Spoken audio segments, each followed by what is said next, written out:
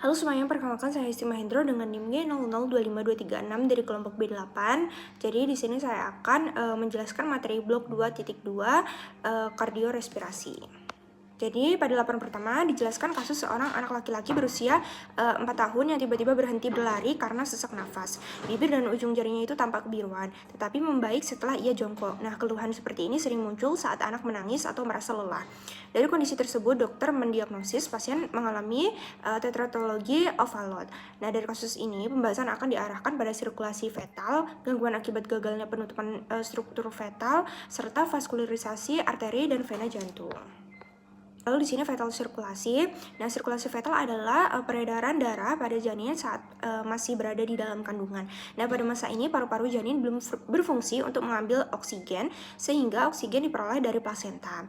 Nah, darah kaya oksigen dari plasenta masuk melalui vena umbilicalis, kemudian melewati ductus venosus menuju jantung. Sebagian darah itu masuk ke atrium kanan, lalu melewati foramen oval ke atrium kiri. Nah, sehingga darah bisa langsung masuk ke sirkulasi tubuh. Selain itu, darah dari ventrikel kanan sebagian dialihkan melalui ductus arteriosus menuju aorta, karena paru-paru belum digunakan secara aktif. Next, di sini ada patient ductus Next, di sini ada PDA. Nah, pada janin itu terdapat saluran bernama ductus arteriosus yang menghubungkan arteri pulmonalis dengan aorta. Fungsinya itu untuk mengalihkan darah agar tidak perlu masuk ke paru-paru karena paru-paru janin belum berfungsi. Setelah bayi lahir, saluran ini seharusnya menutup dalam beberapa hari. Jika gagal menutup, kondisi ini disebut patient ductus arteriosus atau PDA. Nah, akibatnya darah dari aorta yang tekanannya lebih tinggi dapat mengalir kembali ke arteri pulmonalis. Ini disebut juga left to right shunt. Dampaknya itu beban parunya meningkat, bayi bisa mengalami sesak nafas, dan dalam jangka panjang dapat menyebabkan gagal jantung. Selanjutnya di sini ada vaskularisasi jantung. Di sini vaskularisasi jantung itu berarti selanjutnya ada vaskularisasi jantung. Nah, vaskularisasi jantung itu berarti pembuluh darah yang menyuplai darah ke otot jantung. Jantung itu mendapat darah dari arteri koronaria yang berasal dari aorta ascendens. Secara umum, arteri koronaria itu terbagi menjadi dua, yaitu ada arteri koronaria dextra sama sinistra. Lalu arteri koronaria dextra itu menyuplai bagian kanan jantung dan memiliki cabang seperti ramus nodus SA. Nah, ramus marginalis dextra sama ramus interventricularis posterior. Nah, sementara itu arteri koronaria sinistra itu bercabang menjadi LAD atau ramus interventricularis anterior dan ramus circumflexus yang menyuplai bagian kiri dan lateral jantung.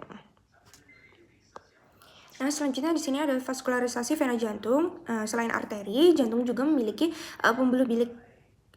Selain arteri, jantung juga memiliki pembuluh balik atau vena. Nah, sebagian besar vena jantung itu bermuara ke sinus coronarius, lalu masuk ke atrium dextrum. Nah, vena-vena yang bermuara ke sinus coronarius itu antara lain ada vena cardiaca magna, vena cardiaca media, sama vena cardiaca parva, dan beberapa vena lainnya. Namun ada beberapa vena kecil disebut vena cordis minimae.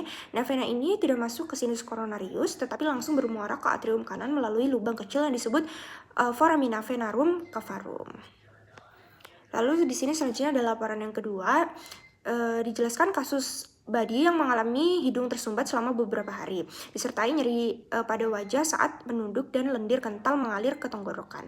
Setelah diperiksa, dokter mencurigai adanya peradangan pada sinus maxillaris yang berhubungan dengan gangguan drainase di meatus nasi medius. Dari kasus ini, pembahasan akan difokuskan pada sinus paranasal, pembagian meatus nasi, serta alasan mengapa sinus maxillaris lebih sering mengalami sinusitis dibandingkan sinus lainnya. Nah, di sini yang pertama ada sinus paranasalis. Sinus paranasalis adalah rongga berisi udara yang berada di dalam tulang sekitar rongga hidung.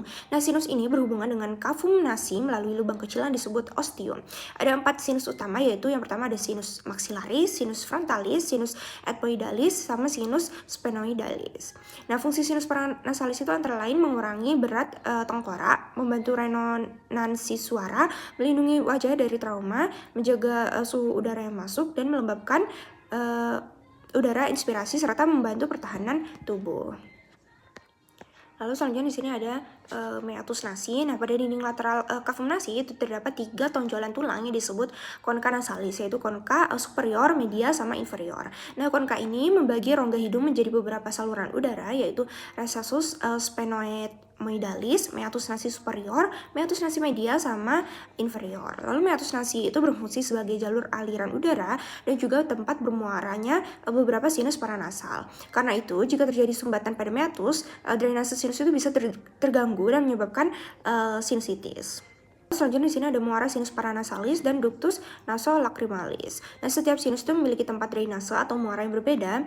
Recessus sphenoidalis itu menjadi tempat bermuaranya sinus sphenoidalis. Nah, meatus nasi superior itu menjadi tempat bermuaranya cellulae ethmoidalis posterior. Nah, kalau meatus nasi media itu merupakan daerah penting karena menjadi tempat bermuaranya beberapa struktur seperti sinus frontalis, sinus maxillaris, sama cellulae ethmoidalis anterior. Nah, pada meatus nasi inferior ini terdapat muara dari ductus nasolacrimalis, yaitu saluran yang mengalirkan air mata dari saccus lacrimalis ke rongga hidung.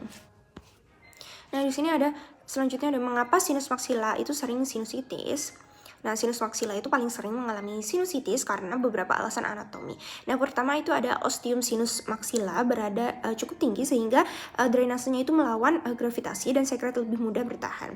Yang kedua ada jalur drainasenya itu sempit dan mudah tersumbat jika terjadi edema atau peradangan. Ketiga, jika mukus bertahan terlalu lama, bakteri itu lebih mudah berkembang.